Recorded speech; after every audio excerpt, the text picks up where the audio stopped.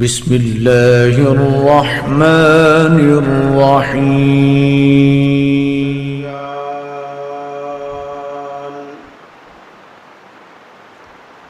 ذي الفضل والجود والإحسان،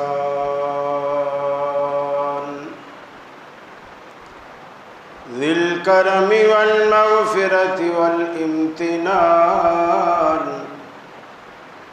والصلاة والسلام على سيد الأنبياء خير الأنام،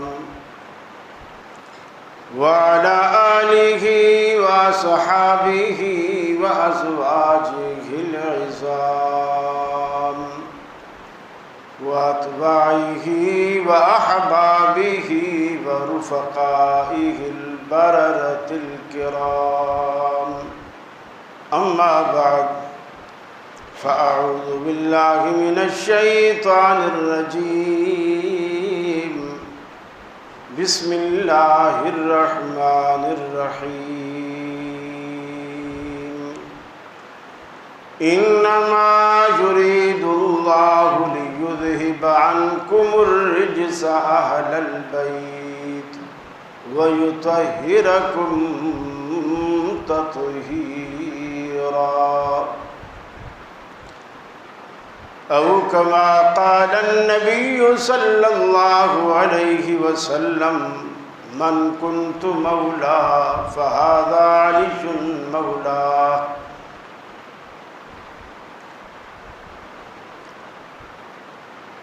یہ مقصد ہے کہ دنیا سے جہالت دور ہو جائے، کلام اللہ سے مومن کا دل پر نور ہو جائے۔ یا الہی، جب تک کہ میرے جسم میں جان رہے، تجھ پہ صدقے تیرے محبوب پہ قربان رہے۔ میں رہوں یا نہ رہوں، پر دل کی ہے یہ دعا، دین احمد اور عزت قرآن رہے۔ عزیز ساتھیوں، دوستوں اور بزرگوں،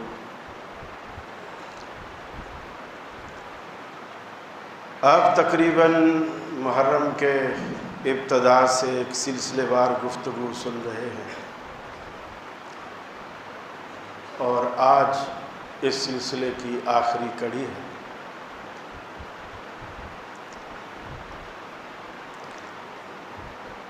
مکہ سے جب آپ مدینہ جاتے ہیں، راستے میں ایک مقام جحفہ آتا ہے، اس سے تقریباً 8 کلومیٹر کے فاصلے پر ایک کنواں ہے۔ اس جگہ کا نام خم ہے، خیم خم، اس علاقے کا نام ہے، اور عربی میں غدیر کنویں کو کہتے ہیں، اور یہ غدیر خم کے نام سے مشہور ہے، یعنی وہ کنواں جو خم میں خم کی جگہ پر واقع ہے۔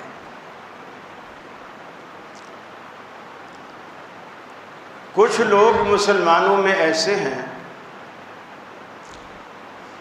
یہ 18 ذی الحجہ جو رسول اکرم صلی اللہ علیہ وسلم نے اپنی حیات مبارکہ میں پہلا اور آخری حج ادا کیا، جسے دنیا حجۃ الوداع کے نام سے جانتی ہے، وہ حج 9 ذی الحج کو تھا، اور اس کے ٹھیک 9 دن بعد یعنی 18 ذی الحجہ کو آپ نے یہ غدیر خم کے پاس آ کر کے قیام کیا۔ ایک طبقہ اس 18 ذی الحج کو عید غدیر کے نام سے مناتا ہے۔ وہ یہ سمجھتے ہیں کہ یہ ہمارے لیے عید کا دن ہے، اور اہل سنت اسے عید کے طور پر نہیں مناتے۔ البتہ واقعہ اپنی جگہ موجود ہے، اس کی اہمیت، حیثیت سب موجود ہے۔ اس کا کچھ پس منظر ہے۔ آپ نے جو آخری حج آپ نے پڑھایا، بڑا بلیغ اور طویل خطبہ آپ نے ارشاد فرمایا عرفات کے میدان میں۔ تقریباً حدیث کی تمام کتب میں خطبہ حجۃ الوداع کے نام سے یہ موجود ہے۔ اس میں آپ نے بڑی بڑی وصیتیں کی۔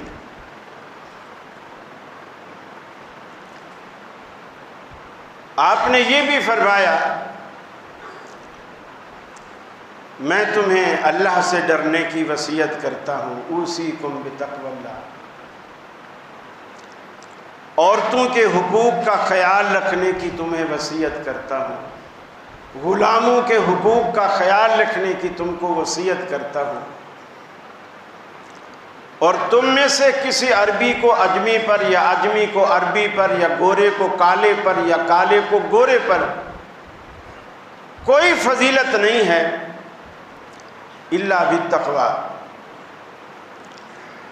مگر جو اللہ سے جتنا زیادہ ڈرتا ہے اللہ کے نزدیک وہ اتنا زیادہ مرتبے والا، شان والا ہے۔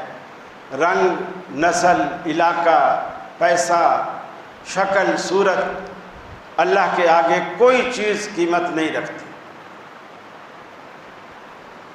پھر آپ نے یہ بھی فرمایا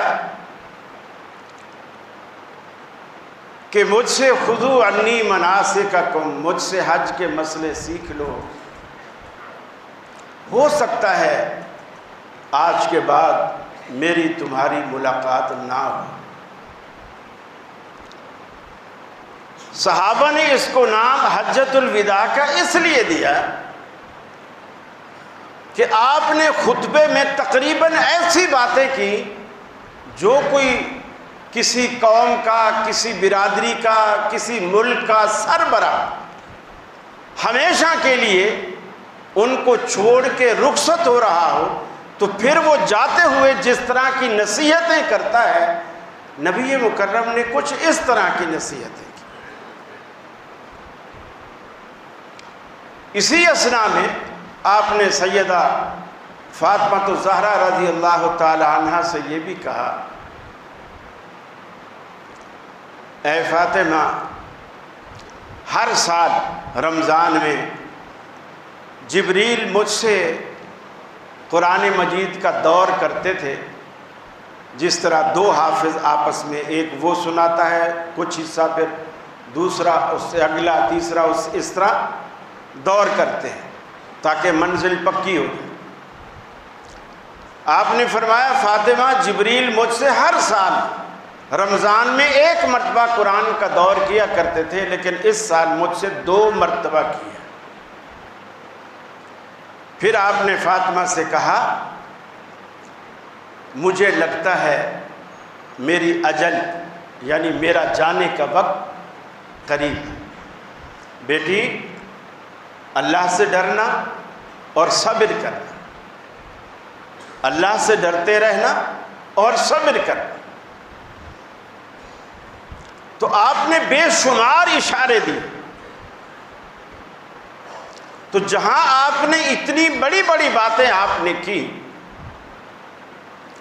اس خطبے میں جو غدیر خم سے 9 دن پہلے آپ میدان عرفات میں دے رہے ہیں، لوگ بھی زیادہ جمع ہیں، حج کا مجمع ہے اور نبی مکرم حج پڑھا رہے ہیں، جمعے کا دن ہے، 9 ذی الحجہ ہے، عرفات کا میدان ہے اور دن بھی جمعے کا ہے۔ لیکن اس موقع پر آپ صلی اللہ علیہ وسلم نے جو باتیں غدیر خم کے مقام پر آپ نے کی ہیں وہ باتیں اس خطبے میں نہیں کی۔ غدیر خم پہ کیا کہا آپ نے، جس کو یار لوگ عید کے طور پر مناتے ہیں؟ وہ رسول اللہ صلی اللہ علیہ وسلم کے یہ الفاظ تھے، من کنت مولا فہذا علی مولا، یا ہاذا کی بجائے فعلی مولا، یہ دونوں طرح کی روایتیں موجود ہیں کہ جس کا میں مولا ہوں علی اس کا مولا ہے۔ مولا کثیر المعانی لفظ، بہت سارے معنی ہیں اس کے۔ اس میں ایک معنی خلافت کے بھی، جو بہت سارے معنی ہیں ان میں ایک معنی خلافت کے بھی،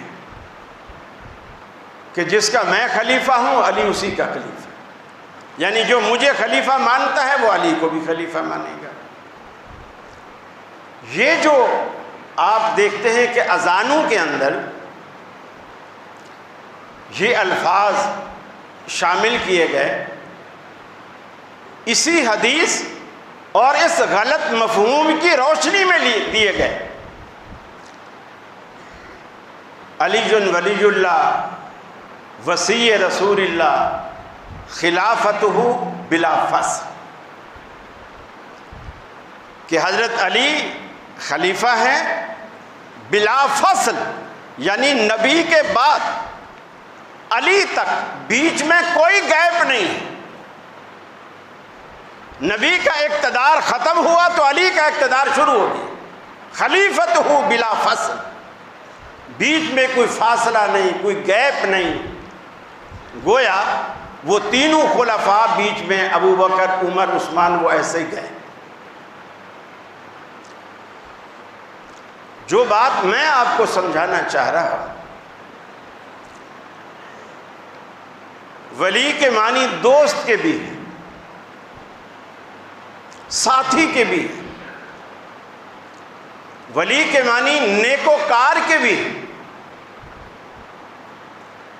یہ بھی مفہوم نکلتا ہے، جو مجھے نیک سمجھتا ہے وہ علی کو بھی نیک ہی سمجھے گا، جو مجھے محبوب رکھتا ہے وہ علی کو بھی محبوب رکھے گا۔ یہ سارے معنی نکلتے ہیں۔ خلافت کے معنی سے یہاں ہمیں اس لیے انکار ہے کہ خود رسول اکرم صلی اللہ علیہ وسلم نے اگر کوئی ایسی بات ہوتی تو 9 دن پہلے جو آپ نے عرفات میں حجۃ الوداع میں خطبہ دیا ہے، وہاں تو مجمع بھی بڑا تھا، مختلف علاقوں کے لوگ تھے۔ اب تو مجمع بھی تھوڑا ہے اور صرف وہ لوگ ہیں جو واپس مدینہ جا رہے ہیں۔ یہ بات اگر ایسی تھی تو آپ وہاں کہتے تاکہ زیادہ لوگوں کو پتہ چلے، آپ نے وہاں نہیں کہے۔ پھر اگر اس سے مراد حضرت علی کی خلافت ہی تھی، نبی کریم صلی اللہ علیہ وسلم جب بیمار ہوئے اور آخری بیماری تھی، اس کے بعد آپ جاں بر نہ ہو سکے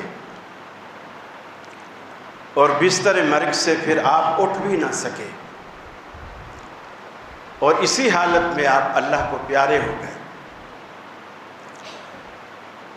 حضرت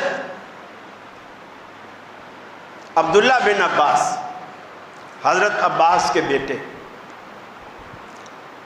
یہ بیان کرتے ہیں کہ حضرت علی رسول اللہ صلی اللہ علیہ وسلم کی اس مجلس میں بیٹھے تھے جو آخری وقت لوگ موجود تھے، اور کسی کام سے کسی بات کے لیے تھوڑی دیر کے لیے باہر نکلے حجرے سے۔ وہ حضرت عائشہ کا حجرہ تھا، تھوڑی دیر کے لیے باہر نکلے تو میرے والد یعنی حضرت عباس، عبداللہ بن عباس کہتے ہیں میرے والد حضرت عباس بن عبد المطلب، جو حضرت علی رضی اللہ تعالیٰ عنہ کے بھی چچا ہیں، رسول اللہ کے بھی چچا ہیں صلی اللہ علیہ وسلم، وہ آئے حضرت علی کے پاس اور صحابہ بھی جو اندر نہیں گئے تھے، باہر کھڑے ہوئے تھے، علی کوئی خوشی کی کوئی خبر، یعنی رسول اللہ صلی اللہ علیہ وسلم کی خیریت سے متعلق کوئی خبر؟ انہوں نے کہا الحمدللہ پہلے سے بہتر ہے، الحمدللہ پہلے سے بہتر ہے۔ حضرت عباس، عبداللہ بن عباس کہتے ہیں کہ میرے والد حضرت علی کو تھوڑا الگ کر کے ان سے کہنے لگے کہ علی، میں عبد المطلب کے خاندان کے چہروں کو جانتا ہوں، جب ان کی موت کا وقت قریب ہوتا ہے میں چہرے کے آثار پڑھ لیتا ہوں کہ اب یہ جانبر نہیں ہو سکے گا، اور مجھے وہ آثار جو عبد المطلب کی نسل میں ہمیشہ دیکھتا آیا ہوں، آج مجھے رسول اللہ کے چہرے میں نظر آ رہے ہیں۔ گویا تم تو یہ کہہ رہے ہو کہ الحمدللہ پہلے سے ہی فاقہ ہے، اور میرا تجربہ بتا رہا ہے یہ داعی اجل کو لبیک کہنے والے ہیں۔ لیکن میری ایک بات مانو، ہم دونوں، یہ بخاری میں موجود ہے، حدیث نمبر 4447، میں آج تازہ دیکھ کے آیا ہوں اس لیے مجھے نمبر بھی یاد ہے۔ حضرت علی سے کہتے ہیں ابھی میرے ساتھ چلو، رسول اللہ صلی اللہ علیہ وسلم کے پاس جاتے ہیں، اور چونکہ ابھی آپ موجود ہیں، وہاں کچھ صحابہ بھی موجود ہیں، ان کے سامنے ہم رسول اللہ سے یہ سوال کرتے ہیں کہ آپ کے بعد خلافت کس کو ملے گی؟ آپ کے بعد خلافت کس کو ملے گی؟ حضرت علی کہتے اللہ کی قسم میں نہیں جاؤں، میں اس مسئلے میں تیرے ساتھ نہیں جاؤں گا۔ حضرت عباس نے کہا کیوں؟ انہوں نے کہا اگر تو اللہ کے رسول نے ہمارے حق میں فیصلہ کر دیا کہ میرے بعد خلیفہ علی ہوگا، عباس ہوگا، یا کوئی بھی ہمارے خاندان میں سے کسی کو کہہ دیا تو ٹھیک ہے، ہو جائے گا، لیکن اگر آپ نے ہمارے خاندان کے علاوہ کسی اور کا نام لے لیا تو قیامت تک ہمارے خاندان میں کوئی خلیفہ آ ہی نہیں سکے گا، اس لیے کہ لوگ کہیں گے اللہ کے رسول نے خود منع کر دیا تھا، لہذا پھر ہمیں کوئی خلافت نہیں دے گا۔ بخاری شریف میں موجود ہے، 4447 حدیث نمبر ہے، آپ آج بھی جا کر کے چیک کر سکتے ہیں۔ اب میں جو کہنا چاہ رہا ہوں، بات سمجھانا چاہ رہا ہوں، جب حضرت عباس نے حضرت علی سے کہا کہ جا کے رسول اللہ سے پوچھتے ہیں کہ آپ کے بعد خلافت کس کو ملے گی، تو اس وقت حضرت علی نے یہ کیوں نہیں کہا عباس کمال کرتے ہو، یہ کوئی پوچھنے کی بات ہے، یہ تو غدیر خم کے موقع پر اللہ کے رسول نے کہہ دیا تھا کہ میرے بعد خلیفہ علی ہے، من کنت مولا فہذا علی المولا، آپ نے کہہ دیا تھا کہ میرے بعد خلیفہ علی ہے۔ حضرت علی نے یہ مفہوم نہیں لیا اس روایت کا، اور کبھی بھی حضرت ابوبکر صدیق کی بیعت لوگوں نے کی، حضرت علی نے بھی کی، کبھی حضرت علی نے یہ نہیں کہا کہ خلافت تو میرا حق تھا۔ غدیر خم کے موقع پر اللہ کے رسول نے وصیت کی تھی، لیکن آپ لوگ اس وصیت پہ غور ہی نہیں کر رہے۔ عمر خلیفہ بنے، آپ نے تب بھی یہ اعتراض نہیں کیا، عثمان خلیفہ بنے، تب بھی آپ نے یہ اعتراض نہیں کیا۔ جب حضرت علی کو خلیفہ بنایا گیا، حضرت علی نے انکار کیا، اعتراض نہیں کیا، انکار کی کہ میں خلافت نہیں لیتا ہوں، خاص کر ایک خلیفہ کے قتل کے بعد۔ اور وہی لوگ جو حضرت عثمان کے گھر کا محاصرہ کرنے والے، مسجد نبوی پہ قبضہ کرنے والے، مسجد نبوی کے ممبر المصلی پر قبضہ کرنے والے، انہی لوگوں نے آ کے حضرت علی کے ہاتھ پہ بیعت کی۔ حضرت علی کو یہ بھی برا لگتا تھا کہ یہ تو سارے کے سارے قاتلین عثمان ہیں، اور یہ میری بیعت کر رہے ہیں، یہ داغ تو سارا میرے دامن پہ آ کے لگے گا، لوگ مطالبہ کریں گے قصاص کا، میں کیسے قصاص لوں گا؟ اور حضرت علی کا گمان بالکل 100% درست تھا، وہی ہوا جو وہ سوچ رہے تھے۔ جس ڈر کی وجہ سے آپ خلافت نہیں لے رہے تھے وہ چیز سامنے آ گئی۔ حضرت معاویہ بھی کھڑے ہو گئے، سیدہ عائشہ صدیقہ رضی اللہ تعالی عنہا بھی کھڑی ہو گئی کہ عثمان کا قصاص لیجیے، آپ ان کا قصاص کیوں نہیں لیتے؟ پھر جب حضرت علی رضی اللہ تعالی عنہ نے کوفے کی جامع مسجد میں فجر کی نماز میں گیٹ پار کرتے ہوئے جو دروازے کے پیچھے وہ جو عبد الرحمن ابن ملجم چھپا ہوا تھا، جو خارجی و ذہن تھا، اہل خوارج میں سے تھا، یہ اہل خوارج عجیب مخلوق تھی۔ اللہ کے رسول نے کچھ ان کی نشانیاں بتائی، فرمایا سر سے گنجے ہوں گے۔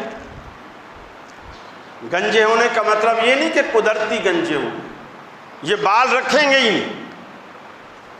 پھر آپ نے صحابہ سے کہا کہ ان کا لباس، ان کا تقویٰ دیکھو تو تمہیں اپنا تقویٰ ان کے آگے ہلکا نظر آئے گا، اتنے نیک لگیں گے تمہیں۔ ان کی نمازیں، ان کی باتیں، ان کے کپڑے پجامے ٹخنے سے اتنے اوپر نصف پنڈلی تک صحابہ ایسے باندھا کرتے تھے۔ اور یہ بات بات پہ کہتے تھے اس پوری دنیا میں حاکمیت کا، اقتدار کا حق صرف اللہ کو حاصل ہے، دنیا میں کسی کو حاصل نہیں، نہ علی کو نہ معاویہ رضی اللہ تعالیٰ، کسی کو نہیں، اللہ کو حق حاصل۔ جب عبد الرحمن ابن ملجم نے آپ پر آ کر وار کیا، اس نے بڑی دو عجیب باتیں کی، وار کرتے ہوئے بڑی دو عجیب باتیں کی۔ ایک تو پہلی بات، الحکم للہ لا لک یا علی، اے علی حکومت کرنے کا اختیار اللہ کو ہے، تجھے نہیں۔ اب آپ دیکھیے ان کی توحید کا کیا حال ہے۔ آپ بھی توحید توحید توحید کرتے ہو نا، بہت کچھ کرنا پڑتا ہے جنت میں جانے کے لیے۔ صرف توحید یہ ٹھیک ہے کہ آدمی کے اندر توحید ہو تو جہنم میں گل سڑ کے آخر میں نکل کے جنت میں آئے گا انشاءاللہ، لیکن توحید کے علاوہ مسلمان پر بہت کچھ لازم ہے جو ہم نہیں کرتے، ہم اس کی پرواہ نہیں کرتے۔ اسلام میں اخلاقیات کا اتنا بڑا چیپٹر ہے، اخلاقیات کا۔ آپ نے بولنا کیسا ہے، سننا کیسا ہے، چلنا کیسا ہے، بیٹھنا کیسا ہے، کس مجلس میں بیٹھنا ہے، کس مجلس میں نہیں بیٹھنا، آپ نے شادی کیسے کرنی ہے، نکاح کیسے کرنا ہے، جنازہ کیسے پڑھنا ہے، پانی کیسے پینا ہے، کس ہاتھ سے پینا ہے، کھڑے ہو کر پینا ہے، بیٹھ کر پینا ہے، حتیٰ کہ واش روم تک کے آداب اسلام نے بتلائے ہیں۔ یہ سارا اخلاقیات کا ایک چیپٹر ہے جس سے ہم اس سے آری ہیں۔ اور اس خارجی نے کہا الحکم للہ لا لک یا علی، اے علی حکومت کا اختیار اللہ کو ہے، تجھے نہیں۔ اور جب وار کر دیا، دوسرا جملہ دیکھو اس بدبخت نے کیا کہا۔ اس نے کہا جس خنجر سے میں نے آپ کو مارا ہے نا، میں پورے 40 دن تک اس خنجر کو دھار لگاتا رہا، خنجر کو دھار لگاتا رہا اور زہر میں ڈبوتا رہا، اور ہر روز دھار لگا کر زہر میں ڈبو کر اللہ سے یہی دعا کرتا تھا، اے اللہ میرے اس خنجر سے سب سے پہلے اسی شخص کو مارنا جو تیری مخلوق میں سب سے برا ہو، نعوذ باللہ من ذالک۔ اب اس سے وہ بدبخت کیا کہنا چاہتا تھا کہ چونکہ 40 دن کے بعد اس خنجر کی زد میں تم آئے ہو، لہٰذا اس مخلوق میں نعوذ باللہ من ذالک سب سے بدترین تم ہو۔ یعنی ان کی نمازیں دیکھو کہ آپ کو اپنی نمازیں ان سے کم نظر آئے، ان کی نمازوں پہ رشک آئے، ان کے روزوں پہ رشک آئے، ان کے لباس پہ رشک آئے، ان کے بظاہر تقوی پہ رشک آئے، لیکن اللہ کے رسول نے کیا فرمایا؟